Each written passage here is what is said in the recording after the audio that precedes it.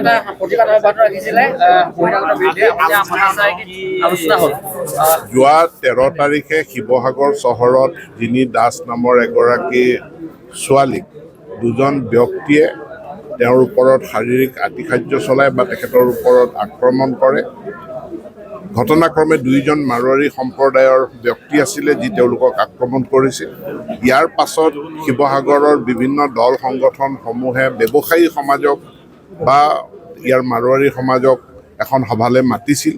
তেওঁলোক সভাখনলৈ খুব কম সংখ্যক মানুহ গ'ল আৰু ইয়াতে এই ঘটনাক নিন্দা নকৰাৰ কাৰণে যোৱাকালি এক ডাঙৰ প্ৰতিবাদ হৈ যায় আৰু সেই প্ৰতিবাদৰ খবৰ ল'বলৈ বা ৰাইজৰ মনৰ কথাখিনি জানিবলৈ সমস্যাটো ৰাতিগুৰি জানিবলৈ মই আহি উপস্থিত হওঁ আৰু আজি প্ৰায় 30টা সংগঠনৰ প্ৰতিনিধি এই যুৱদল প্ৰেক্ষাগৃহত উপস্থিত হয়। সকলোৱে নিজৰ মনৰ কথা ব্যক্ত কৰে আৰু তেওঁলোকে যিখিনি কথা ব্যক্ত কৰিছে যে অসমত খিলঞ্জীয়া মানুহৰ মাটিৰ অধিকাৰ, তেওঁলোকৰ চাকৰিৰ অধিকাৰ, ভাষাৰ অধিকাৰ সুনিশ্চিত হ'ব লাগে।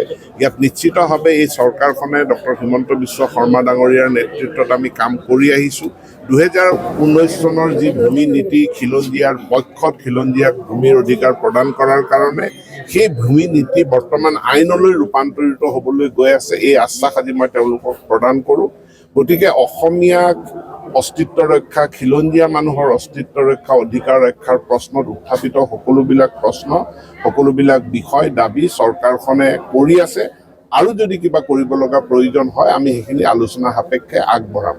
যিটো দুখন সমাজৰ মাজত ভুল বুজাবুজি হৈছিল, কমিউনিকেশ্যন গেপ হৈছিল, সেই কমিউনিকেশ্যন গেপটো আজি ইয়াৰ এটা পৰিসমাপ্তি হৈছে।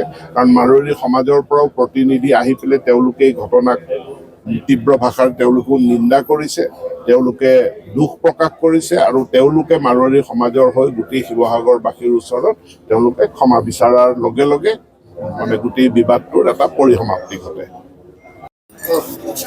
আজি যি পদক্ষেপটো লোৱা হৈছে এইটো মই ভাবোঁ যে বহুত ধুনীয়া পদক্ষেপটো লোৱা হৈছে আৰু যোনটো এটা গেপ আছিলে আমাৰ মাৰোৱাৰী মানুহ হওক বা নন এছএমিজ হওক, চবৰ ভিতৰত যে এটা গেপ এটা ওলাই আছিল, যিটো কাৰণে ইমান ডাঙৰ চিটুৱেশ্যন এটা এৰাইজ হ'ল, সেইটো গেপটো এটা ফুলফিল হ'ল।